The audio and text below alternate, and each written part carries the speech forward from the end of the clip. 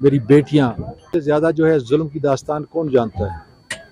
इस जिस्म के हर हिस्से के ऊपर जो है इस जुल्म के निशान और तशद्दुद के निशान हैं। यहाँ से नवाज शरीफ को मानसरा वालों ने शिकस्त दी है, बुरी शिकस्त दी है।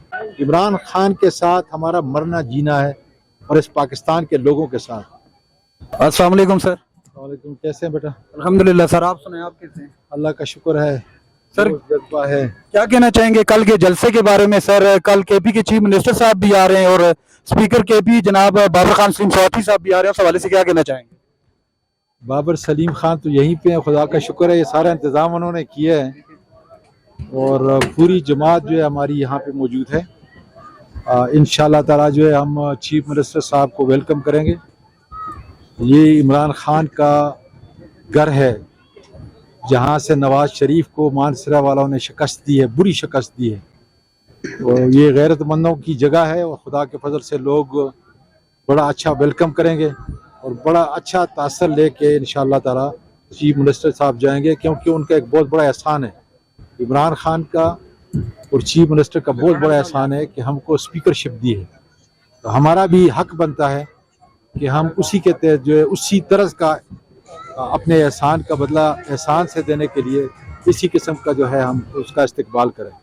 सर, क्या कहना चाहेंगे 2022 के बाद पाकिस्तान की तारीख का एक अजीम जुल्म देखा इसको हमने, उस हवाले से क्या कहना चाहेंगे? और कैदी 804 जनाब बानी चेयरमैन इमरान खान की रिहाई के मतलब क्या कहना चाहेंगे? बेटा, मुझसे ज़्यादा जो है जुल्म की दास्तान कौन जानता है।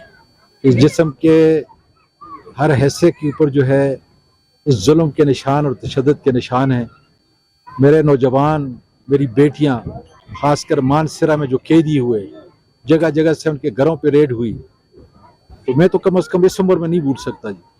और जो कुछ इमरान खान के साथ हो रहा है, मैं समझता हूँ कि ये पाकिस्तानी कौम की तजलील है कि इस मुल्क का नहीं बल्कि मिलत इस्लामिया का इतना बड़ा लीडर और उसको इन बेहुदा केसों के अंदर फंसा कर और जो उस पर जुल्म किया जा रहा है उसकी हम शदीद अल्फाज में मजम्मत करते हैं। उससे पाकिस्तान गिरता जा रहा है। इस गिरावट को दूर करने के लिए ज़रूरी है कि इमरान खान अपनी कौम के दरमियान में खड़ा हो, इस पाकिस्तान तबाह हाल पाकिस्तान को बनाए, इदारों को मजबूत करे और पाकिस्तान की पहचान बैरून मुल्क जो है एक अजीम पाकिस्तान की हैसियत से हो।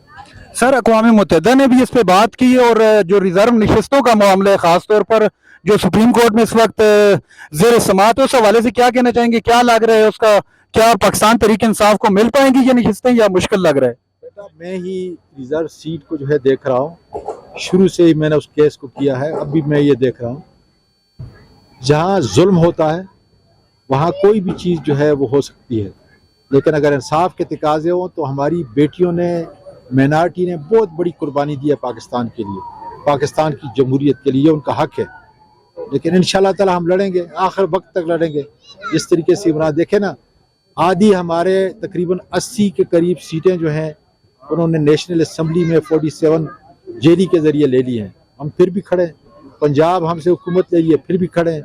वफाक की हुकूमत ले रही है और कौमी मुजरमों को बिठा दिया, फिर भी खड़े हैं। इमरान खान के साथ हमारा मरना जीना है और इस पाकिस्तान के लोगों के साथ। इमरान खान अब पाकिस्तान के हर शहरी के दिल के ऊपर हुकूमत करता है और उसको कोई मिटा नहीं सकता इंशाअल्लाह। बहुत शुक्रिया। बहुत शुक्रिया सर। सेनेटर आजम खान स्वाति साहब हमारे साथ मौजूद थे।